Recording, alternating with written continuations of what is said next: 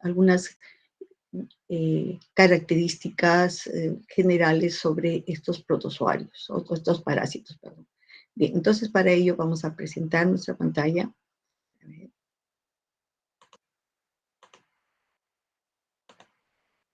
Con la indicación que les había pedido de que en cualquier momento ustedes me pueden interrumpir para hacerme preguntas o para indicarme si se está viendo o no se está viendo mi pantalla. Bien, entonces espero que todo esté bien, ya que lo estoy compartiendo a pantalla completa. Entonces, hoy día vamos a iniciar la clase dando los conceptos generales de parasitología, la relación hospedero-parásito, las fuentes de exposición a la infección. Vamos a estudiar algunos protozoos intestinales, como son de importancia en salud pública, como es Entamoeba histolítica, Entamoeba dispar, Blastocystis sp y Balantidium coli.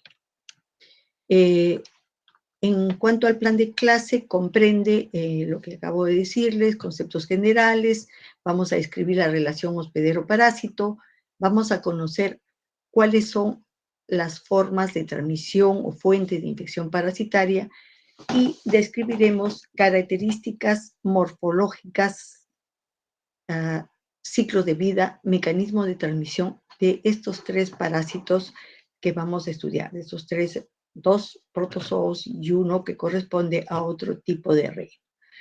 Vamos a darles también a conocer cómo se hace el diagnóstico en cada uno de ellos, la epidemiología y cuáles serían las medidas de control, de prevención y control que se deberían aplicar en cada uno de ellos.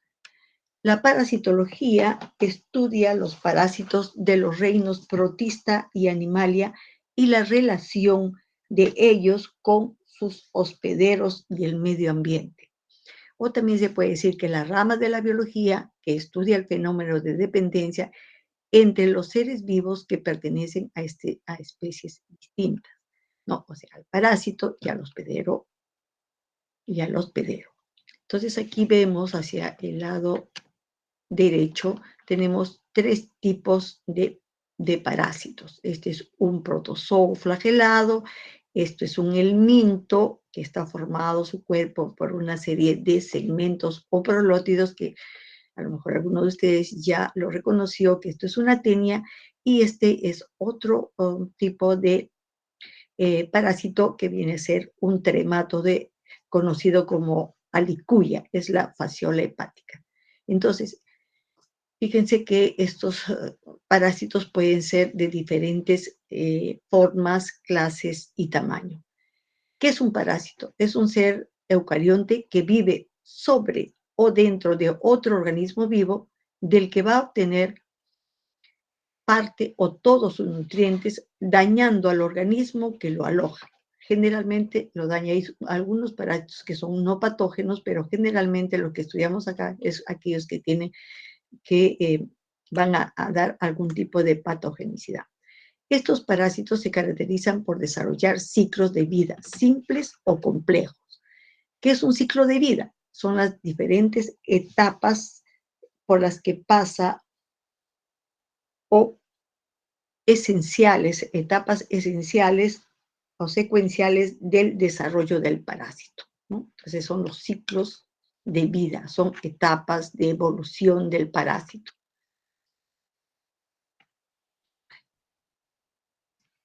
Las asociaciones biológicas son las interdependencias en mayor o menor grado que mantienen todos los seres vivos. Esta interdependencia puede ser homoespecífica, es la que se establece entre especies entre seres de la misma especie. Y heteroespecífica es la relación o dependencia que se establece en seres de diferentes especies, como es lo que vamos a ver ahora. Son tres asociaciones heteroespecíficas, ya que se realizan en individuos de distinta especie. La primera que vemos en la parte superior es el mutualismo. El mutualismo es la asociación donde ambos organismos se benefician. En el comensalismo, una de las especies vive a expensas del otro, que se llama hospedero, sin causar daño ni beneficio. O sea, es un beneficio unilateral. Y esto se estudia porque hay algunas especies parásitas, como por ejemplo el que estamos viendo aquí, que son redonditos, son los quistes de una ameba, que es la Etamoeba coli. Esta habita o puede estar en el intestino grueso del hombre. Puede alimentarse, multiplicarse, vivir ahí, pero no le va a causar ningún tipo de daño al hombre que se vendría a ser el hospedero, ¿no? Entonces, no tiene capacidad patógena. No solamente la Entamoeba coli, sino también hay otras amebas más pequeñitas, Yodomeba bruchii, Endolimas nana. Entonces, la presencia de ellos en la materia fecal del hombre, que es el hospedero, nos estaría indicando que esta persona ha ingerido alimentos contaminados con materia fecal. Eso es lo único, ese es un indicador, ¿no?, de este tipo de acción, o sea, que la persona que lo porta ha ingerido en algún momento, ya sea por agua o alimentos, material de heces que contenga el parásito. Y el parasitismo viene a ser cuando un ser vivo se aloja en otro de diferente especie del cual se alimenta y le puede provocar daño. Hacia este lado izquierdo, tenemos un parásito miren, cilíndrico, alargado, que puede llegar a medir con un promedio de 30 a 35 centímetros. Este se llama, o es la lombriz intestinal, y puede estar en el hombre. Si hay en un número bastante grande, puede producir obstrucción intestinal, ¿no? Entonces, va a alimentarse, va a ingerir los nutrientes del hospedero, pero también le puede causar daño. Vamos a clasificar a los parásitos de acuerdo a su localización en el hospedero, o sea, el hábitat. Pueden ser ectoparásitos, aquellos que se ubican en la superficie del hospedero, y entonces a esta acción se denomina infestación. Aquí tenemos un poco aumentado a un piojo, ¿no? Este va a estar en el cuero cabelludo de algunas personas que no tienen una buena higiene, ¿no? Y aquí podemos ver sus liendres, ¿no? O sea, los huevos, que se denominan liendres. Entonces, estos están en la superficie del hospedero. Pueden ser también las garrapatas, ¿no? Pueden ser algunos ácaros. Y aquellos que se localizan en el interior de su hospedero y producen lo que se conoce como infección son los endoparásitos, que pueden ser los que se localizan en el tubo digestivo, en el aparato digestivo, que pueden ser protozoarios o pueden ser helmintos. Aquí tenemos la imagen de un flagelado que se llama Giardia lamblia y que puede ocasionar un síndrome de mala absorción cuando se encuentra en el hospedero, porque va a localizarse a nivel del duodeno, tapizando la mucosa y impidiendo la buena absorción de las grasas. Y nuevamente aquí tenemos a Ascaris lumbricoides, que se va a localizar en el intestino grueso. También hay algunos parásitos que suelen tener parte de su ciclo, parte de sus estadios evolutivos en los tejidos. Y tenemos estructuras muy pequeñitas que corresponden a los amastigotes de Trypanosoma cruzi. Es el agente etiológico de la enfermedad de Chagas. Viven entonces en los tejidos. Y cuando se encuentran en sangre, son los hemoparásitos. Y en este caso estamos viendo un frotis de sangre y vemos aquí un estadio de un parásito que se llama Plasmodium, que es el agente de la malaria. De acuerdo a la permanencia en el hospedero, pueden ser temporales, o sea, desarrollan parte de su ciclo en el hospedero, ¿no? Generalmente ocurre cuando necesitan satisfacer alguna de sus necesidades metabólicas, por ejemplo, los artrópodos hematófagos.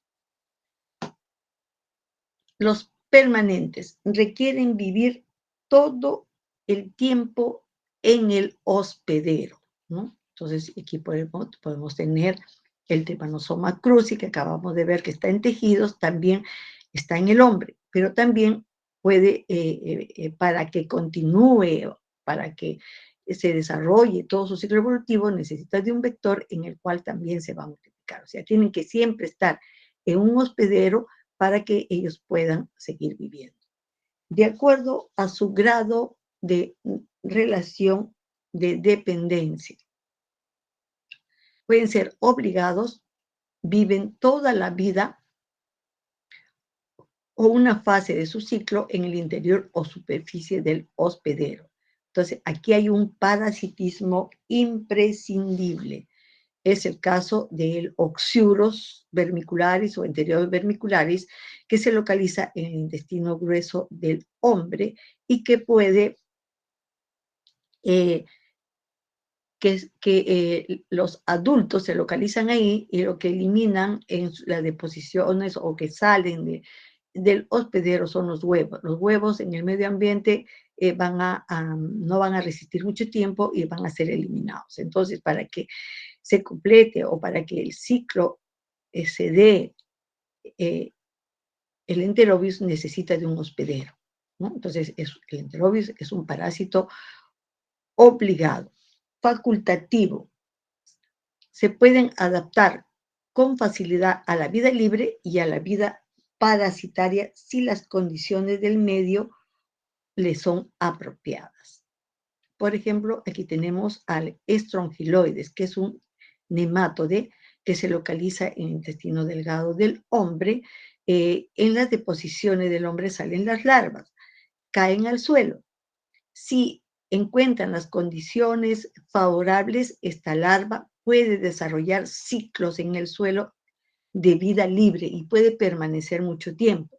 Pero en determinadas condiciones, y por ahí hay un hospedero, puede ingresar en él y también desarrollar su ciclo evolutivo. Al igual también tenemos como un ejemplo a la Nigleria, que es una ameba de vida libre que puede estar en el agua, ¿no? Normalmente vive en el agua, en el suelo, en diferentes ambientes, pero si encuentra un hospedero, como por ejemplo el hombre, ¿no? Por ejemplo, está en la piscina y ingresa por la lámina cribosa, se puede ir al cerebro y va a dar lugar a las meningoencefalitis. El accidental es aquel que se encuentra en una especie que no corresponde a su biología normal. Este es el caso, por ejemplo, de un nematode que se llama Toxocara canis. Es un parásito propio del perro, que es como si fuera un ascaris, pero que es más pequeño, o sea, es cilíndrico, alargado, mide más o menos 10 centímetros. Este nematode tiene como localización habitual el intestino delgado del perro. Pero estos perritos pueden eliminar los huevos y estos huevecillos pueden contaminar, por ejemplo, los jardines, los parques, y cuando estamos en contacto con ellos podemos ingerir la forma, el huevito larvado. La larva sale, pero en el hombre no va a completar su desarrollo, ¿no? Se va a quedar solamente en el estadio de larva. Por eso se dice que no es el hospedero en el cual se puede desarrollar toda su biología, todo no se puede desarrollar totalmente. Los ciclos de vida pueden, en algunos hospederos pueden ser directos o monoxenos cuando requieren de una sola especie para completar su ciclo. Tenemos en el recuadro superior a un flagelado que acabo de decirle, que es la Yardia alambrea, ¿no? Entonces, en el hospedero, ellos van a tener los dos estadios evolutivos, tanto de trofosfito como de quiste, o sea, requieren de una sola especie para completar su ciclo. Y los indirectos o heteroxenos son aquellos que requieren de por lo menos dos especies diferentes de hospederos. O sea, necesitan de dos o más hospederos para cumplir totalmente su ciclo de vida. Y aquí tenemos una especie como ejemplo a la fasciola hepática, que es un tremátodo, o conocido también como alicuya, que tiene como hospedero a la oveja. Ahí se desarrolla el parásito adulto, pero este parásito adulto va a requerir de otro hospedero para completar su ciclo. Es un caracol, ¿no? Entonces, en este caracol también se va a desarrollar estadios evolutivos y por eso se dice que la fasciola hepática es heteroxeno, porque requiere de dos hospederos para poder completar su ciclo o para poder desarrollarse completamente. De acuerdo a su sistemática taxonómica, se establecen en relación al parentesco más o menos próximo. Entonces se van a distinguir diferentes categorías, ¿no? Denominadas taxones. Estas categorías son filum, clase, orden, familia, tribu, género y especie, ¿no? Entonces, la clasificación taxonómica que vamos a ver en cada uno de los parásitos que vamos a estudiar el día de hoy. De acuerdo a su morfología, pueden ser parásitos unicelulares o protozoos o parásitos pluricelulares o que pueden subdividir, o metazoos, y pueden subdividirse en helmintos y artrópodos, ¿no? Entonces aquí podemos ver, los unicelulares son los protozoos, como los que estamos viendo hacia este lado de aquí, y los helmintos, tenemos aquí a un equinococo, ¿no? Este es el huevito del enterobius, y tenemos aquí también a un artrópodo, este es el vector de la enfermedad de Chagas, es el triatoma infesta.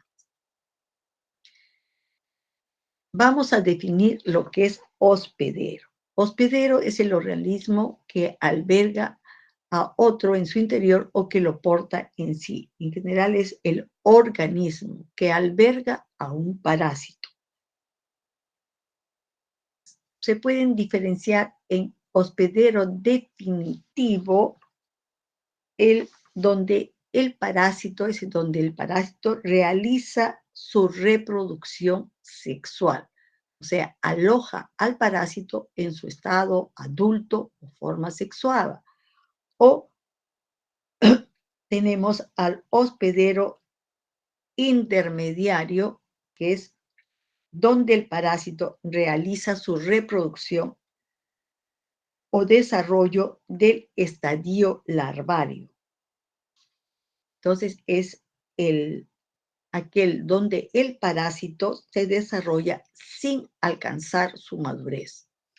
En una palabra, el hospedero intermediario es el que aloja las formas larvarias o sexuadas de un parásito. Aquí tenemos un ejemplo. Esta es una tenia solum, o sea, esto es un cesto. Y el hombre va a tener en el intestino delgado a la tenia, que usted sabe que está conformada por una cabeza o escoles que puede tener ventosas y ganchos, y el cuerpo formada por una serie de segmentos o prolonios. Como el hombre va a presentar al estadio adulto, en este caso el hombre se está comportando como un hospedero definitivo. En la materia fecal del hombre van a salir los huevecillos. Estos huevecillos pueden contaminar el medio ambiente, el suelo, las verduras, ¿no? Y puede ser ingerido por un cerdo. El cerdo, y en él se va a desarrollar el estadio larval. Entonces, como el cerdo contiene al estadio larval, el cerdo va a ser el hospedero intermediario. Para completar el ciclo, bueno, pues si quisiéramos, ¿no? El hombre tiene que ingerir carne de cerdo insuficientemente cocido y entonces él desarrolla el parásito adulto, ¿no? Entonces, estamos definiendo. Definitivo es el que alberga el estadio adulto o sexuado de un parásito. Intermediario, el que alberga un estadio larval, ¿no? O asexuado de un parásito. También se, eh, se define o hay hospederos paraténicos.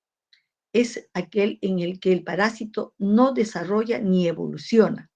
Es un eh, hospedero que le sirve de refugio para llegar al definitivo y sirve para mantener el ciclo.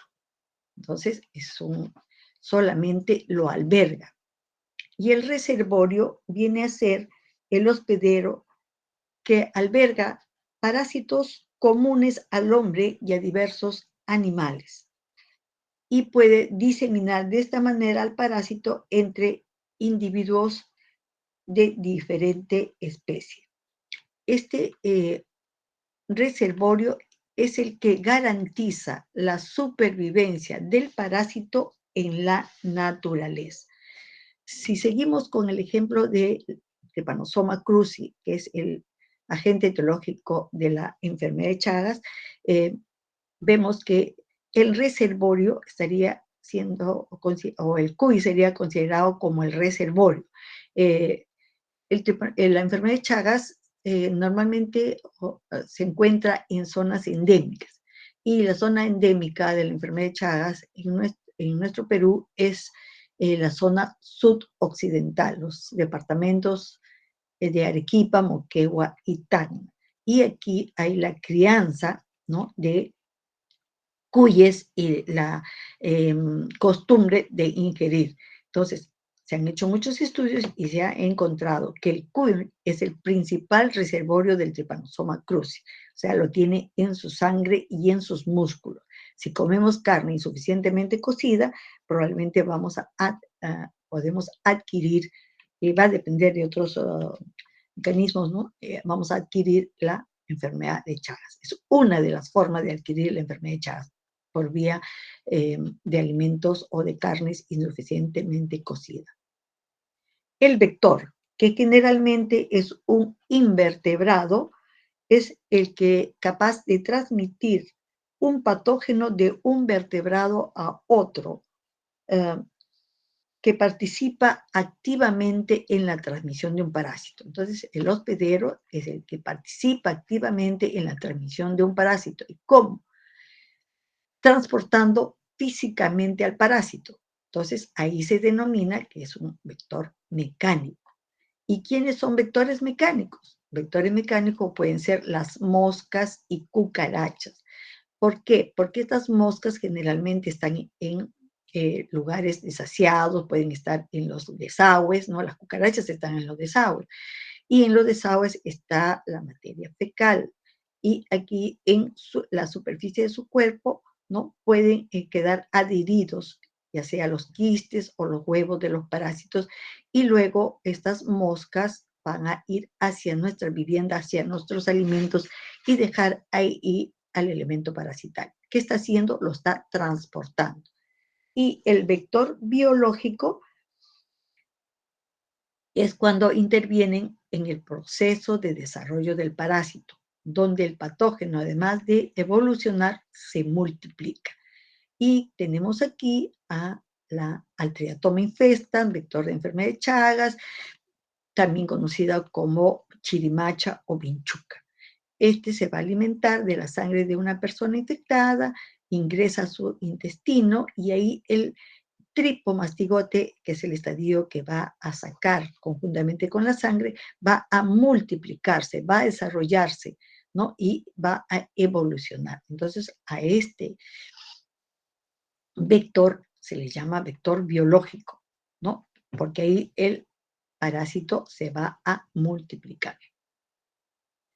La forma infectante es el estadio del parásito que permite la transmisión de un hospedero a otro. O sea, la forma infectante es diferente en cada uno de los parásitos. Por ejemplo, ahora vamos a estudiar entamoeba histolítica y la forma infectante va a ser el quiste maduro y tetranucleado. En el caso de blastocisis hominis, que es otro parásito, va a ser también el quiste, y va de los parásitos que vamos a estudiar ahora, que hemos dicho que son tres, entamoeba histolítica, miren, es quiste, maduro y tetranucleado. De blastocisis es solo el quiste, y en Balantidium también solo es el quiste. O sea, estadios del parásito que nos va a producir la infección. El mecanismo de infección es el modo o circunstancia, o sea, a través de qué, cómo adquiero la infección, alimentos, agua, contacto de persona a persona, manos sucias, mala higiene. La vía de infección es la vía o es el lugar por donde ingresa el parásito, que puede ser oral, digestiva, respiratoria, cutánea, sexual, transplacentaria, transfusional. Esto es en general, ¿no? O sea, la vía de infección va a ser diferente en cada uno de los parásitos. Y se denomina portador cuando hay una adaptación en el cual el parásito vive en el hospedero, pero sin causarle daño. Entonces podríamos considerarlo como un portador del parásito. Al hombre puede ser portador de algunos parásitos. Las rutas de contaminación o vías o mecanismos de contaminación, como les dije, fue el agua, manos sucias, alimentos, ¿no? Artrópodos, suelo contaminados. Eso sería el mecanismo de los mecanismos de infección para adquirir los parásitos. Bueno, si se adquieren así, el hombre puede enfermar y puede en algunos casos llevar a la muerte. Los mecanismos de infección pueden ser mecánicos y van a depender de el tamaño, número, localización y grado de inflamación. Por ejemplo, Ascaris lumbricoides puede producir obstrucción intestinal. Hemos dicho que cada Ascaris mide aproximadamente 30 centímetros. Imaginen, si hay varios de ellos, se van a pelotonar, van a bloquear y van a obstruir el intestino. También puede ser por comprensión, cuando el parásito va a crecer, va a adquirir un gran tamaño y es capaz de oprimir los tejidos. Esos serían los daños mecánicos. Los daños traumáticos es cuando producen lesiones directas a los tejidos. Bioquímicos, cuando secretan algunas sustancias tóxicas o metabólicas que pueden destruir el tejido. Y inmunológicas, producen reacciones de hipersensibilidad.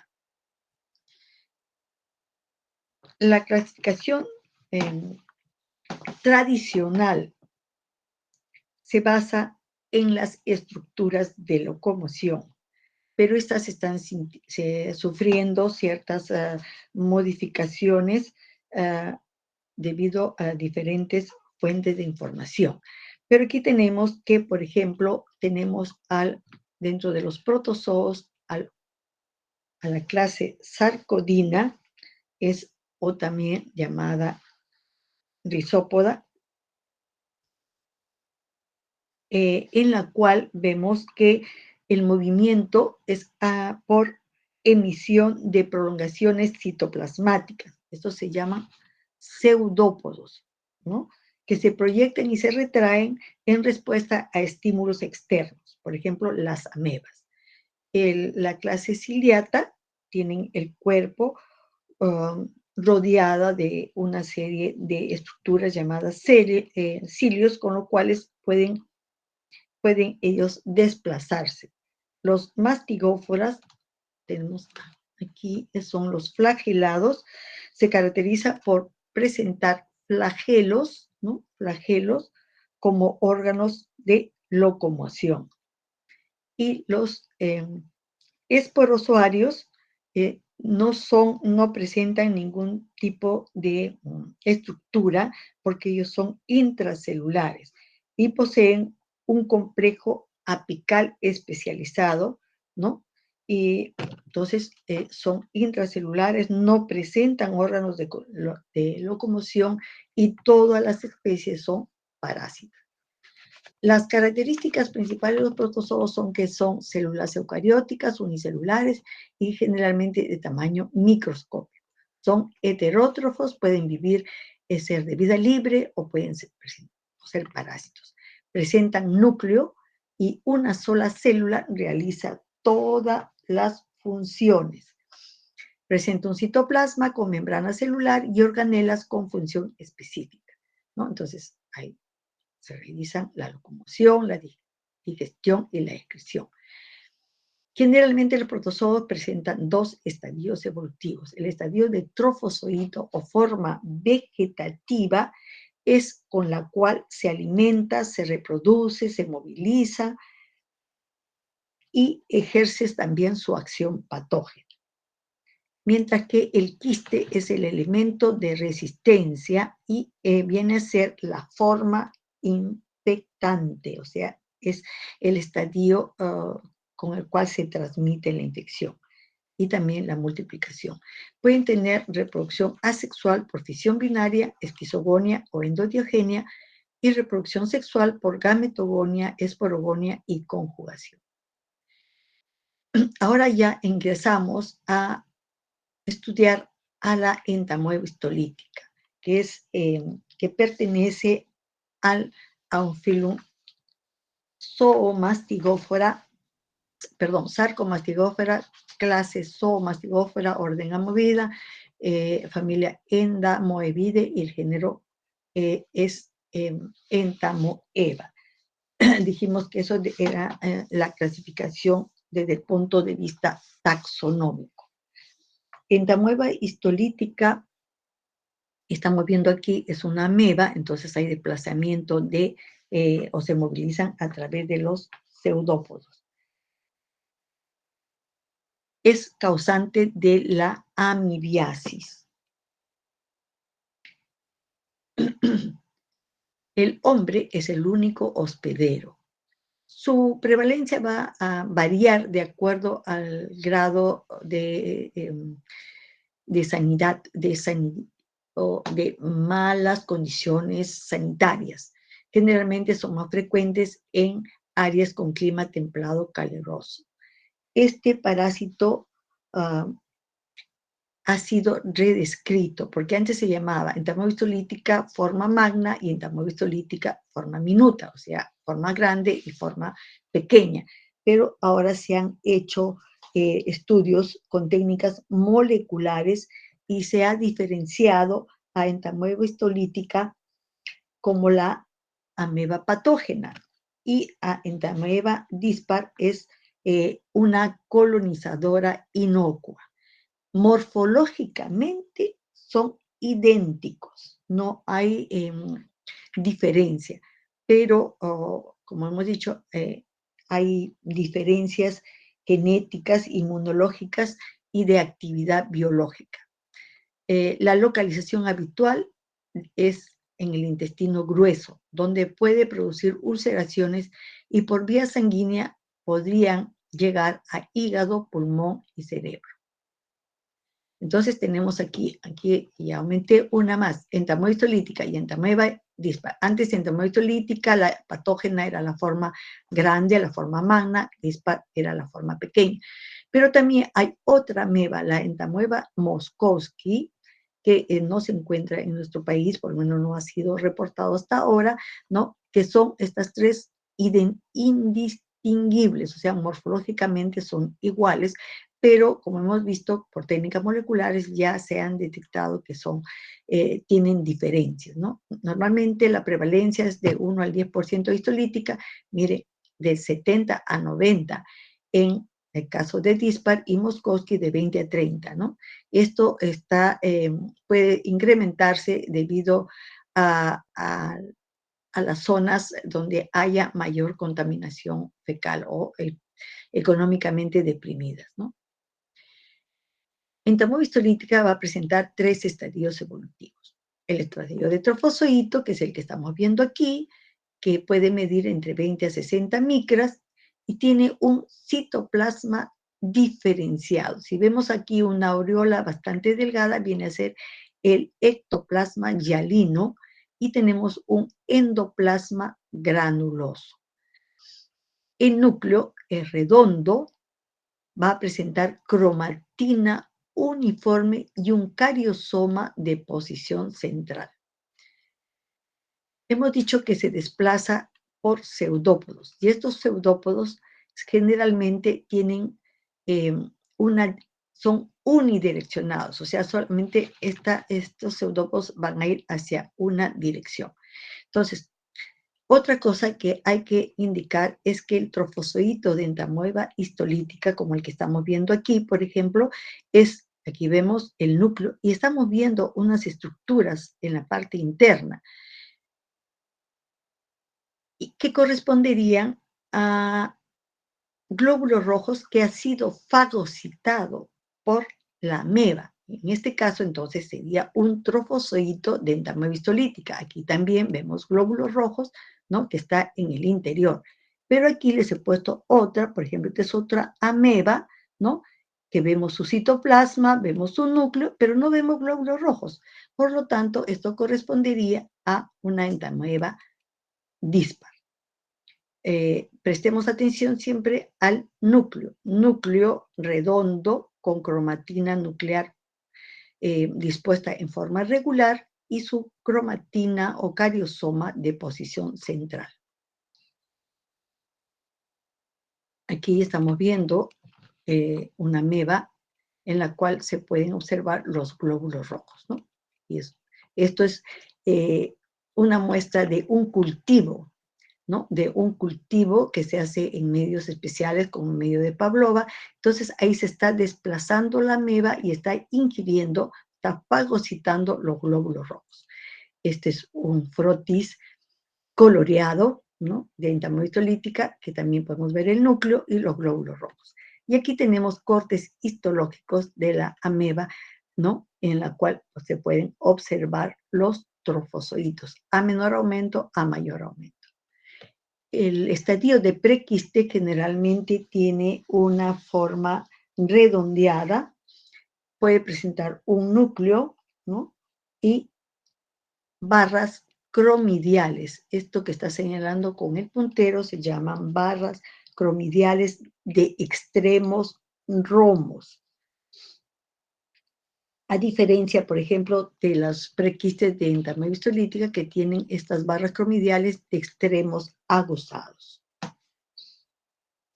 Y también puede presentar vacuolas de glicógeno. Entonces, este es un estadio intermedio al quiste, que es la forma infectante, que va a presentar 4 núcleos con las mismas características que ya hemos mencionado, ¿no? Y en algunos casos puede faltar estos barras cromidiales, o sea, cuando ya desarrollan, maduran, ya no se encuentran las barras cromidiales ni tampoco la, la vacuola de glicógeno, ¿no? Esta entonces es la forma infectante. Ahora vamos a ver su ciclo evolutivo. El ciclo evolutivo se iniciaría con la ingesta del quiste maduro y tetranucleado, ¿no? ¿Cómo? ¿A través de qué? O sea, cuando tomamos agua, como comemos alimentos, verduras, o cuando son este quiste transportado por moscas y cucarachas. En algunos casos también se dice que se puede transmitir por contacto sexual. Bien, entonces ingresa, la forma infectante es el quiste maduro tetranucleado, la vía de infección, alimentos, ya que acabamos de mencionar, o sea, fecalismo y coprofagia humana. el quiste va a sufrir la acción del jugo gástrico y enzimas hidrolíticas que van a destruir su pared quística. Estos van a desarrollar, aquí estamos viendo, por ejemplo, aquí está sufriendo la acción del jugo gástrico, se libera un trofozoito con el quiste, va a dividirse, el núcleo del quiste se divide y va a formar un trofozoito con 8 núcleos, que posteriormente van a dar lugar a 8 trofozoitos uninucleados. Estos trofozoitos se dividen por fisión binaria y migran al intestino grueso. Ahí, si las condiciones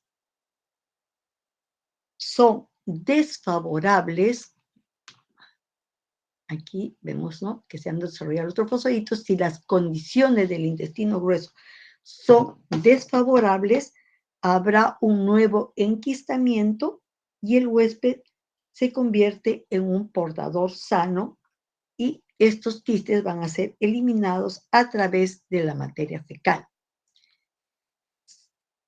Estos trofozoitos, si tienen condiciones propicias, como es un pH de óxido de reducción, cuando hay una úlcera previa, ¿no? Entonces va a invadir la mucosa intestinal, ¿no? Y va a producir ahí úlceras, como vamos a ver dentro de un momento, y si ingresan hacia la submucosa, van a ir por vía hemática a otros órganos como hígado, pulmón y riñón, y también cerebro, ¿no?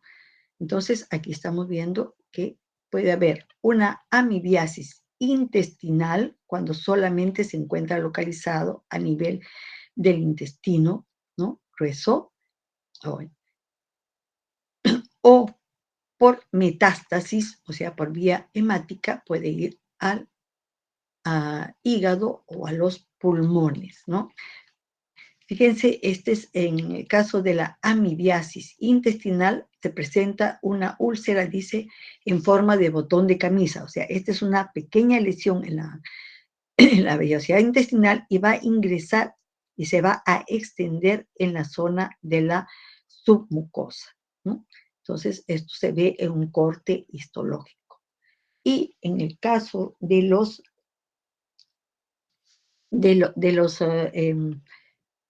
de la localización a nivel de hígado, generalmente se forma un absceso único, ¿no?, que tiene una secreción, ¿no?, oscura.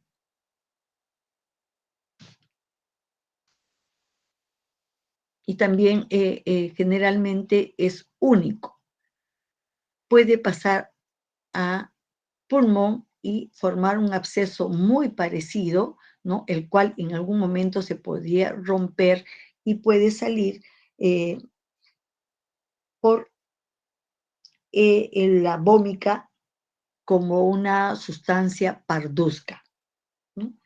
Y también puede haber localización a nivel cerebral y puede haber entonces o puede producirse una meningoencefalitis, ¿no?, un absceso generalmente único y donde se va a apreciar leucocitos en el líquido cefalorraquídeo.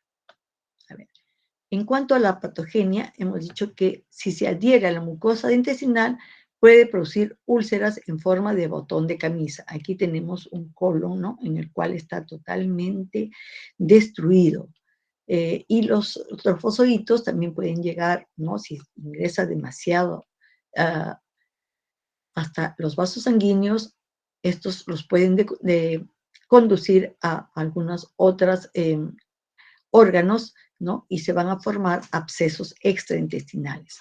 Y la respuesta inflamatoria da lugar al ameboma, o sea, es una lesión de tipo o de aspecto tumoral. En la amebiasis aguda se va a presentar evacuaciones diarreicas mucosanguinolenta. Entonces van a tener mucosangre y puede haber pujoitenesmo. Estos son el síndrome desinteriforme. Algunos otros síntomas que más que producen son fiebre, ganglios inflamados, malestar general, dolor abdominal, pérdida de peso y con las continuas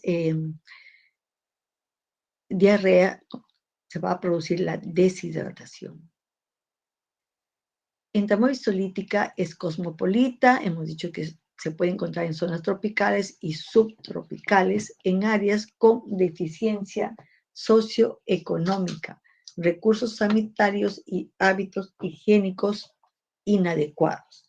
La Organización Mundial de la Salud indica que el 10% de la población mundial está infectado, pero el 90% generalmente es asintomático, ¿no? Entonces, cada año se presentan 50 millones de casos de amebiasis y 40 a 50 mil muertes por año. Ya hemos dicho que es transmitida por fecalismo. En el Perú está distribuido en todo el país, pero principalmente se ha encontrado en Arequipa y Piura. Probablemente en Arequipa porque la Universidad Nacional de Arequipa realiza campañas en los diferentes asentamientos humanos, ¿no?, de Arequipa, y tiene muchos trabajos y reportan la incidencia de este parásito.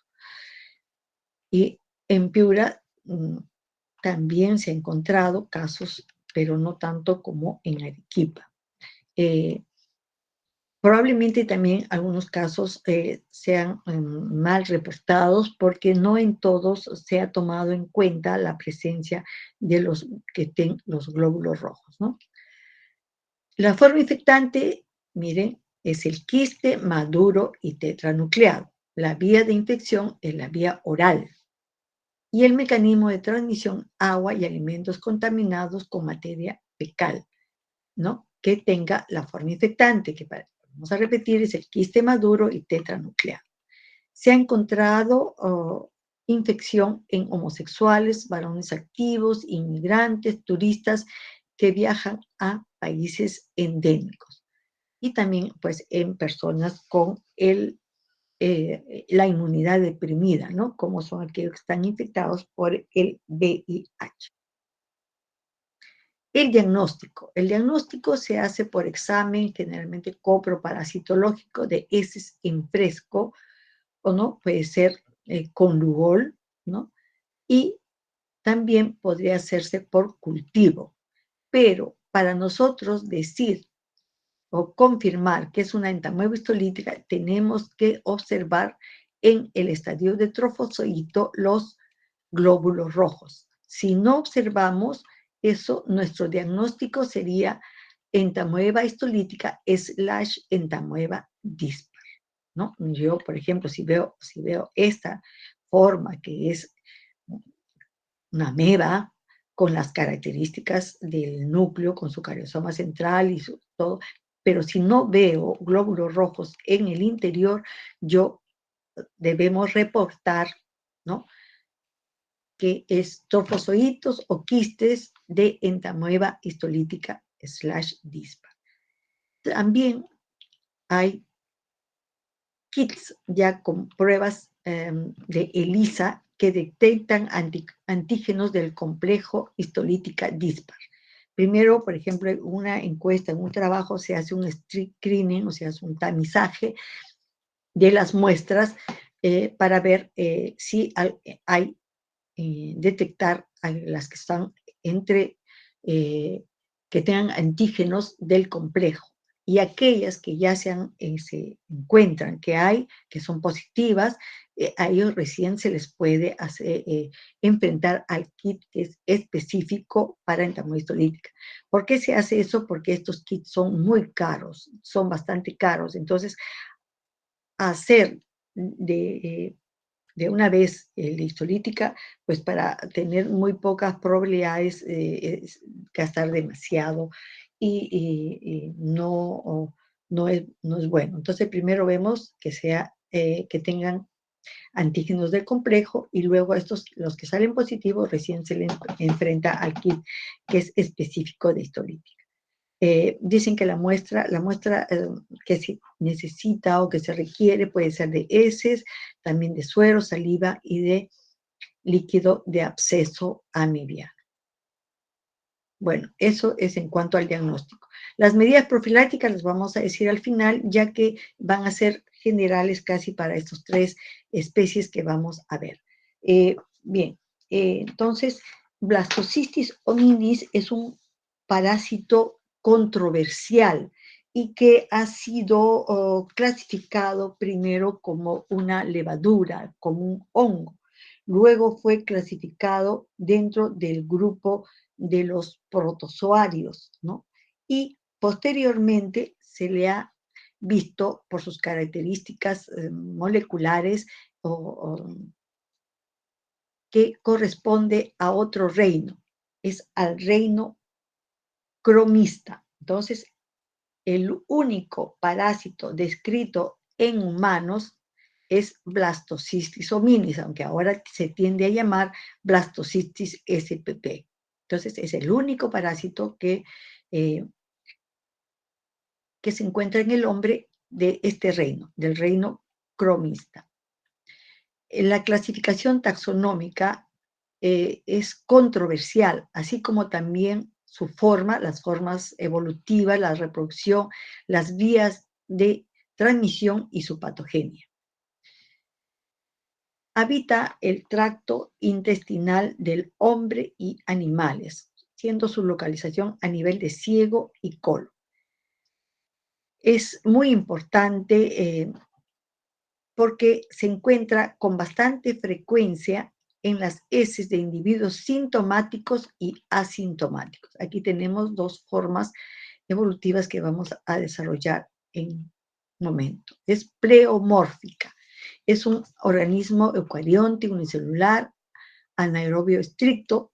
Su tamaño promedio es entre 5 y 40 micras, pero en algunos casos en cultivos se ha encontrado hasta de 100 a 200 micras. Su tipo de reproducción es por fisión binaria. Tiene una sobrevivencia estable con otras bacterias e incluso requiere de la presencia de bacterias para poder ser cultivados en medios que son para protozoos intestinales. La temperatura óptima de desarrollo es de 37 grados y un pH neutro. Hay muchos trabajos, ¿no?, en que nos dan diferentes prevalencias, desde un 3.2 hasta un 70% en población general, debido a la variedad de la morfología y características tintoriales. Aquí vemos la morfología. Entonces, hay 4 formas morfológicas. La vacuolar o de cuerpo central, mide entre 4 a 30 micras, presenta, como vemos aquí, una gran vacuola central. Probablemente es donde almacenan carbohidratos y lípidos. Entonces, esta gran vacuola central va a restringir el citoplasma a una banda periférica muy delgada, que contiene organelas citoplasmáticas, ¿no? Esta forma vacuolar es la que se presenta con más frecuencia, ¿no?, o que predomina en las heces frescas y cultivos. La forma granular mide entre 6 y 8 micras, presenta múltiples gránulos en la vacuola central que corresponderían a mitocondrias. Esta se encuentra con mayor frecuencia en los cultivos. La forma ameboide puede medir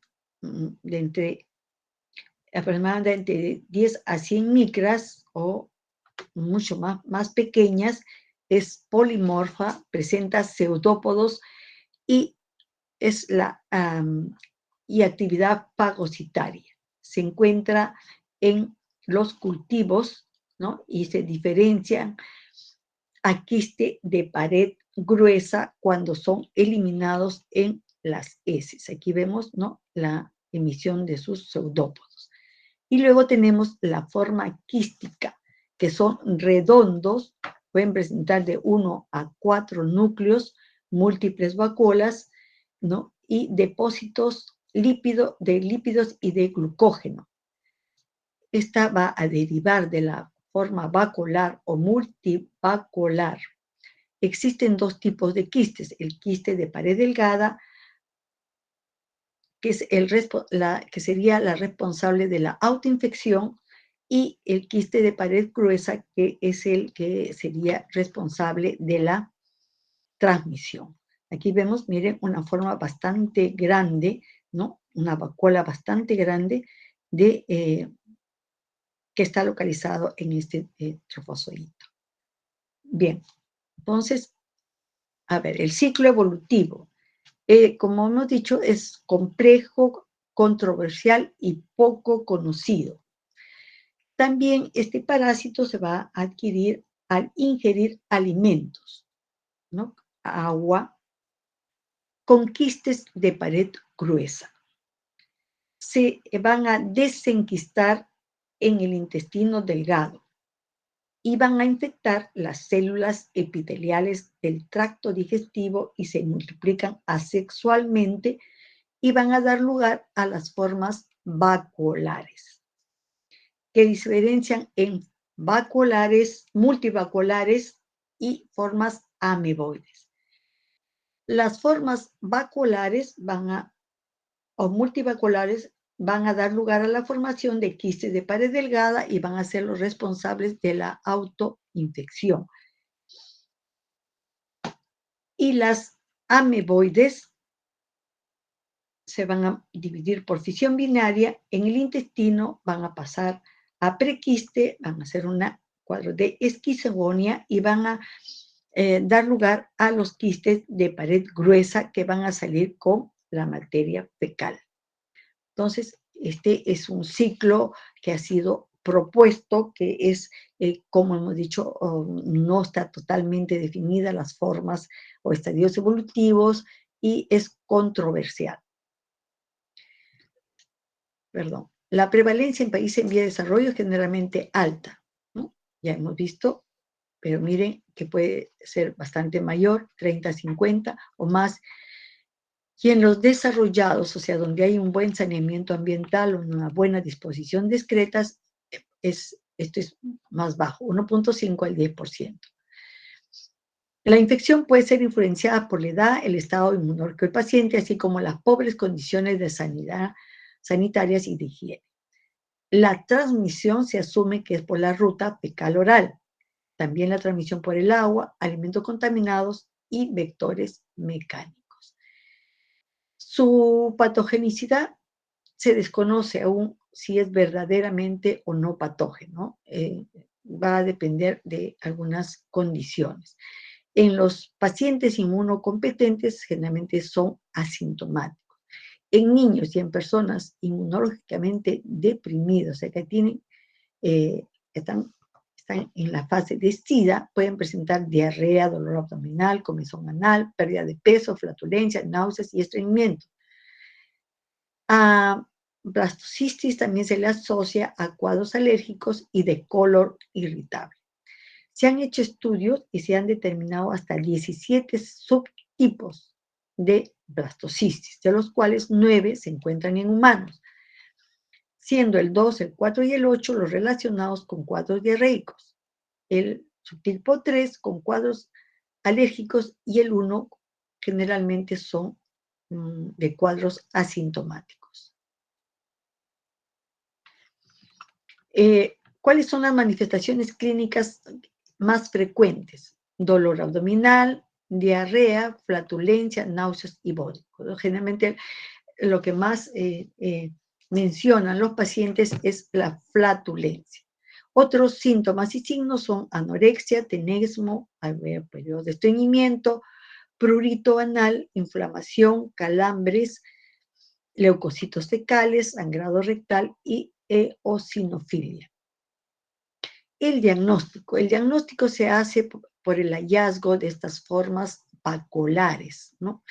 Eh, es bastante frecuente también, o se pueden encontrar las formas ameboides. Puede ser por métodos directos, ¿no? Con rubor o con coloraciones. En la coloración se ve claramente, miren esta forma vacuolar, y hay un citoplasma muy delgadito en el cual se encuentran los núcleos. Se dice que para dar el tratamiento tendría que ver la cantidad que existe, ¿no? En ellos, o sea, estaría condicionado al número, ¿no? De los parásitos que encuentra, o sea, la carga parasitaria, ¿no? Si es mayor de 5 o más por campo de 40X, generalmente se podría considerar como el que está causando la patología, ¿no? Y también la presencia de leucocitos y eosinófilos, em, no de moco o sangre. Bien, el último parásito que vamos a estudiar es el que corresponde a los ciliados, ¿no? Entonces es el Balantidium coli, esa es su clasificación taxonómica, y vamos a decir que el Balantidium coli es el protozoo ciliado más grande que infecta al hombre. Este se localiza en el ciego y colon y también infecta a otros primates, siendo el cerdo considerado como hospedero habitual. También es una parasitosis que se encuentra en zonas tropicales y subtropicales de países en vía de desarrollo, sobre todo en áreas rurales. Presenta dos estadios evolutivos. El estadio de trofozoito, veamos que tiene un tamaño bastante grande en comparación con lo que acabamos de estudiar. Puede llegar a medir este trofozoito, que tiene una forma anterior más adelgazada y una forma posterior más gruesa. Su cuerpo totalmente rodeado de cilios. Mide entre 50 a 150, incluso a veces dice hasta 200 micras. Va a presentar en el citoplasma vacuolas contráctiles y alimenticias. En el extremo anterior va a presentar una depresión que se llama peristoma, que va a dar lugar al citostoma y a la citofaringe. Y en el extremo posterior hay una abertura que corresponde al citopigio o abertura anal. También se pueden encontrar dos núcleos, el macronúcleo, que tiene una forma arriñonada, y el micronúcleo, que se encuentra localizado generalmente en la concavidad y es pequeño y generalmente no se observa. Entonces, este es un esquema y este es una lámina de un trofozoito que está coloreado con rubor. El otro estadio que presenta es el estadio de quiste, que es, como vemos aquí, totalmente esférico. Tiene una pared eh, bastante gruesa, una doble pared, ¿no? Una doble pared esférico, mide de 40 a 60 micras. En el interior, en algunos casos, se pueden ver los cilios, ¿no? Pero lo que sí se observa claramente es el macronúcleo de forma arriñonada. Esto es un frotis de una muestra de heces y miren, se pueden ver aquí el núcleo, el macronúcleo de forma arriñonada, ¿no? Este es la forma de resistencia y puede permanecer en el medio ambiente por varias semanas, ¿no? Siempre que el ambiente sea un ambiente húmedo. Su ciclo evolutivo es un ciclo monoxeno y se iniciaría con la ingesta de agua o alimentos contaminados. Aquí vemos, ¿no? Frutas, alimentos contaminados, las manos, el agua, ¿no? Que tenga los quistes. Estos quistes van a descender por el tracto gastrointestinal hasta el intestino delgado, donde se realiza el desenquistamiento. ¿no? Aquí estamos. El desenquistamiento, al pasar a la fase de trofozoito, el parásito llega al colon, ilion, ciego, se adhiere a la mucosa y se multiplica por eh, división binaria o también por conjugación. Los trofozoitos van a colonizar, van a quedarse en el colon y sobre todo cuando hay lesiones previas, ¿no? Entonces, conforme avanzan por el intestino grueso, los trofozoitos comienzan a enquistarse y los quistes son eliminados con la materia fecal.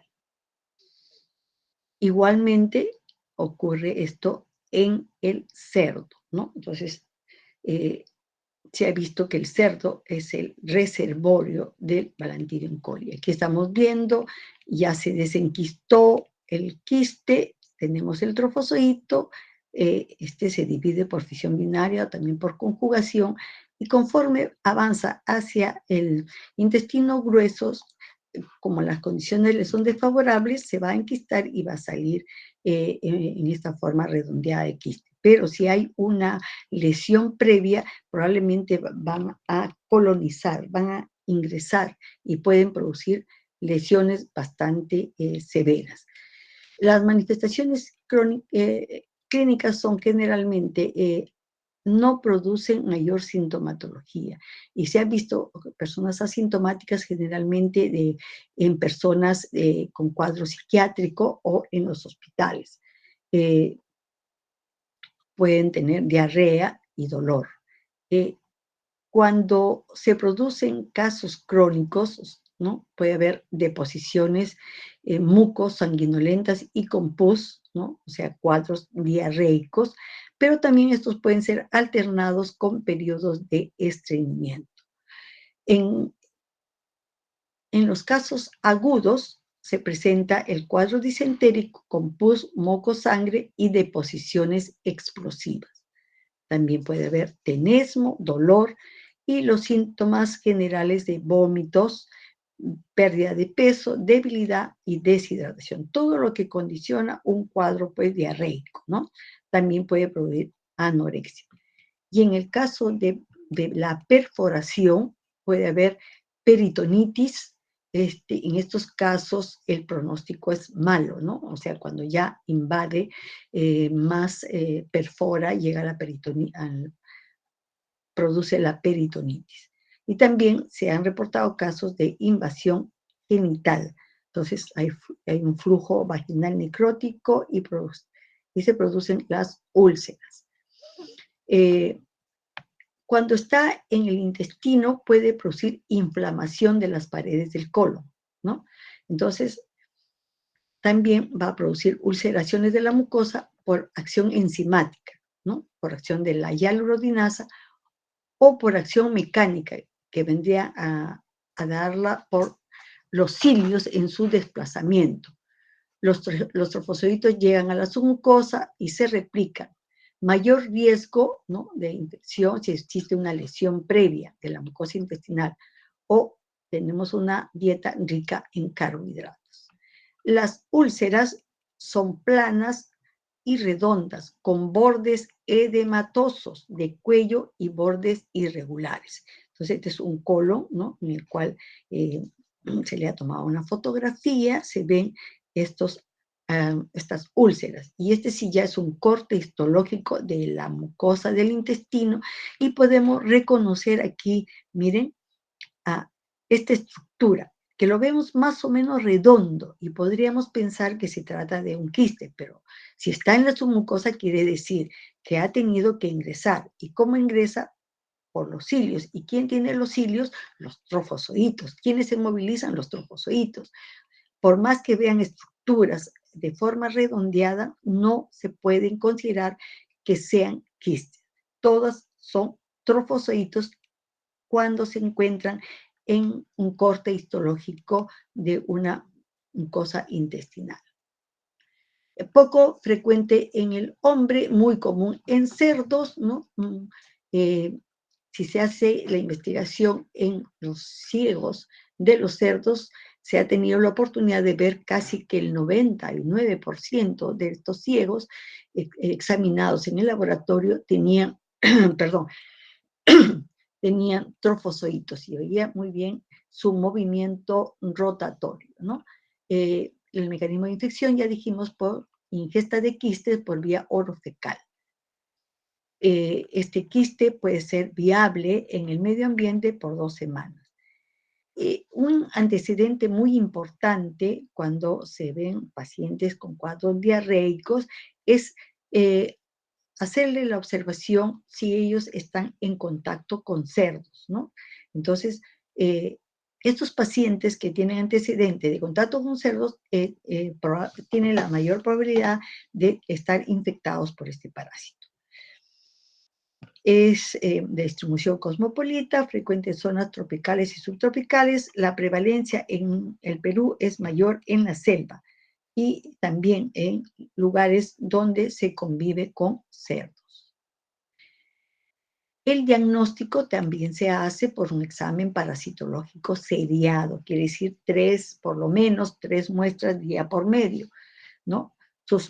Y se pueden encontrar quistes trofozoitos en heces diarreicas, en heces líquidas, pero en heces formadas vamos a encontrar a los quistes, ¿no? Pueden ser por métodos directos, por métodos de concentración, o hay una técnica especial que es el método de Berman, que va a utilizar su capacidad termotrópica para ir hacia lugares donde haya mayor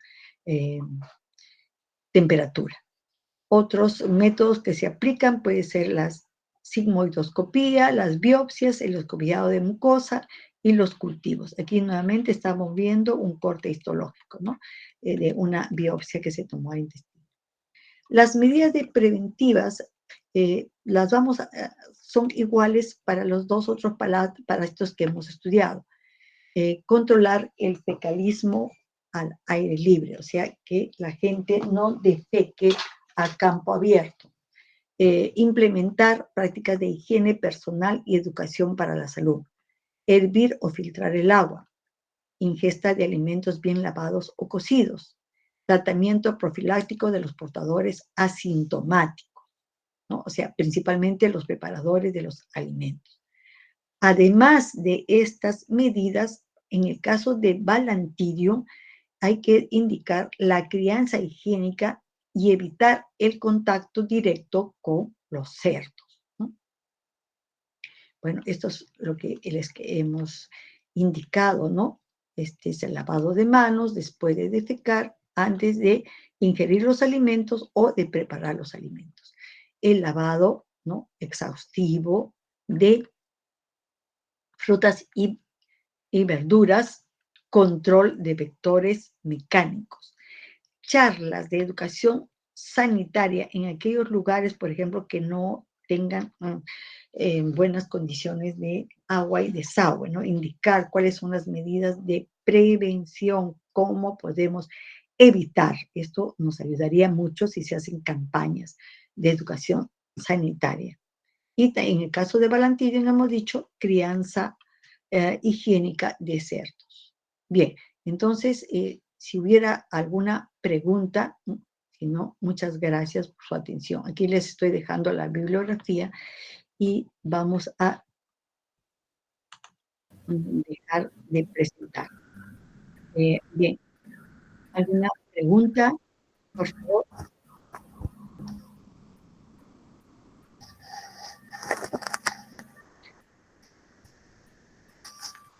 Bueno, doctora Lina, yo creo que ya hemos terminado agradeciéndole la atención a los estudiantes, ¿no? Ya, gracias a usted, más bien, gracias. Ya. Buenas noches, señores estudiantes. Buenas noches, doctora Lina. Ok, muy amable, gracias. ¿Chicos están? Buenas noches, profesora. Gracias por la clase. ¿Qué pasó? Ni sí, ni no, ni... Creo que se han estado durmiendo. O están cansados también, pues bueno. Ya, la siguiente clase vamos a tratar algo más de parásitos. Entramos a este mundo que es más visible. hay unos padres que se lo pueden ver y se van a irse confirmando en las siguientes clases. Es un poquito ya más que se puede observar los parásitos cuando son adultos, los macroscópicos. Quizás los microscópicos no tanto, pero los macroscópicos sí. Entonces va a ser un poquito más sencillo del aprendizaje en esta parte. Ok. ¿Alguna inquietud? Algo que quieran saber? Ya el delegado ya me confirmó de que ustedes desean seguir con su mismo profesor, no hay problema. Entonces el lunes ya están las listas del siguiente capítulo y en estos días les pongo lo que corresponde. Creo que estamos haciendo una pequeña revisión de la guía de virología, que la que tenemos es amplia, estamos tratando de reducirlo un poco, entonces vamos a hacer unos cambios ahí, si es posible, y si no ya en esta semana, antes del domingo, ya estoy poniendo los enlaces que faltan, las clases que tienen que ir. Ok, entonces, ¿no hay ninguna sugerencia? ¿Nada? ¿Todo bien? No, profesora, gracias por la clase y gracias por la... Gracias a usted, más bien. Gracias a usted por la asistencia. Muy amable. Cuídense entonces. Ya terminó la ronda de exámenes. El lunes de repente hacemos revisión de exámenes a las 6 de la tarde terminando la práctica. Ya coordinamos con el delegado y con ustedes ese día. ¿Sí? Así que va a quedar una revisión de los exámenes. Porque ya tienen sus notas. A veces hay errores en la corrección, hay errores en la suma, o no lo calificaron, o no lo completaron la respuesta. Entonces, hay opciones de hacer esa rectificación. ¿Ya? Entonces, para el lunes habría revisión de exámenes. Si gustan, ¿no? No, si quedan conformes, ahí queda. Gracias. Buenas noches. Gracias, profesora. Ok.